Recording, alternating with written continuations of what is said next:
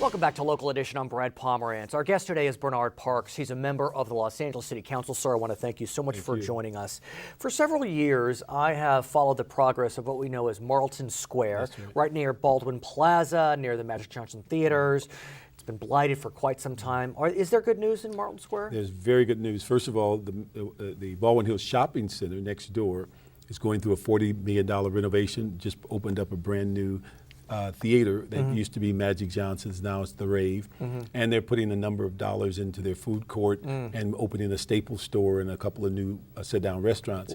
The Marlton Square has some very good news. The senior facility that's currently about 90% finished. We've just struck a deal where Meta Housing will come in, finish it, and we believe have it occupied by January of next year. And then the larger project is 80% of it just came out of bankruptcy, and the city owns the other 20% of the property line down King.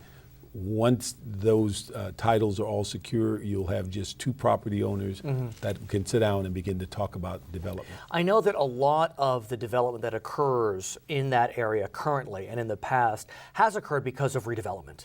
Redevelopment agencies, redevelopment dollars. As you know, the state of California in their recent budget in June of 2011 eliminated redevelopment agencies.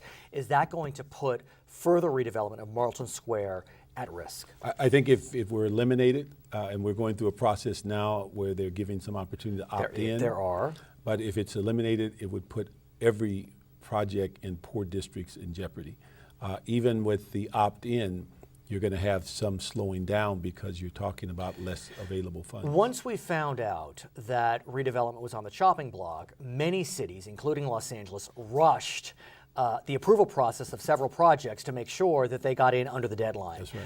As it relates to Marlton Square, was that part of that package? That was part of that package, but also realize that legislation is written so tightly that anything that was done after the legislation has to be unraveled. In fact, right now, today, CRA cannot enter into any contracts, MOUs. They can work on deals that are currently in play. Were those currently in play then? They're currently in play, but the issue is as you go forward looking for a new developer, you're going to need contracts and MOUs, so that it slows you down. What the key for us is getting an ordinance that allows us to consider the opt-in, and then you can have an operating period, and somewhere within the next 2 to 3 months, depending on the cost, you may have to make a decision whether you truly want to opt in or do you want to dissolve. At the same time, the city of Los Angeles, you all worked very hard to get a budget passed to close the gap. You got a budget passed, but it seemed as if you got a real punch in the eye recently when Moody's downgraded LA's bond rating, and you were upset about that. Well, I think we've worked very hard. We got some very good news when we went forward on our bond for the trans. We got a very low interest rate.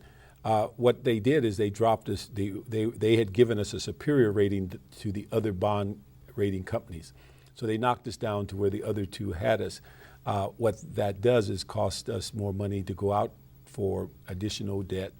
But what it also sends is a clear message that our work is not close to being done. I mean, what they've said is they're concerned about pension obligations of the city. That's true. They're concerned that the city cannot raise taxes on its own without voter approval. There are some serious issues here. Well, there's serious issues, and about September, October is going to be a key month for us because we'll get the first 3 months to determine if our revenues are coming in.